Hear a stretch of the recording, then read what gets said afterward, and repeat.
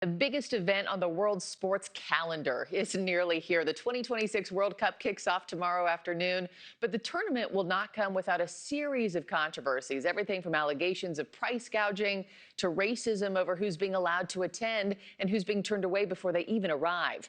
NewsNation weekend anchor Alicia Nieves is outside MetLife Stadium in East Rutherford, New Jersey, which is hosting 8 matches as New York, New Jersey Stadium. Alicia, this entire tournament, all these turned out to be a lot more controversial than I think anybody was expecting it to be. Certainly. So part of you hopes that the controversy doesn't overshadow the excitement, because while it's empty here outside MetLife Stadium, 24 hours from now or so, this place is going to be packed. There's going to be a lot of excitement. You're talking about fans coming in, millions of them from 100 or so countries around the world. So excitement, but to your point, there are some valid concerns worth addressing, right? First and foremost, we know that Reuters is reporting in terms of health concerns. A team of public health experts are going to be monitoring wastewater and internet chatter throughout the United States during the games. The goal, detecting any possible infectious diseases and addressing them should anything arise. Recent uptick in cases of measles, hantavirus, norovirus, coupled with government cutbacks, the U.S.'s role in the World Health Organization has made the need for some of these additional tracking measures. In addition to the health concerns, those ticket prices, that has certainly been the talk of the town all around the country. The cost has been an ongoing issue. You're talking about historic levels for these ticket prices.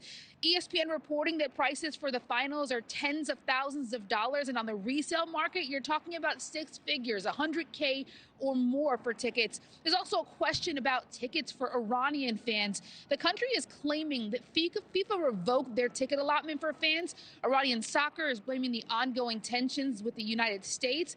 And it's also being widely reported now that FIFA is responding with a statement saying they are working with the Iran Football Federation to, quote, identify complaint solutions that maximize opportunities for Iranian supporters to attend the matches.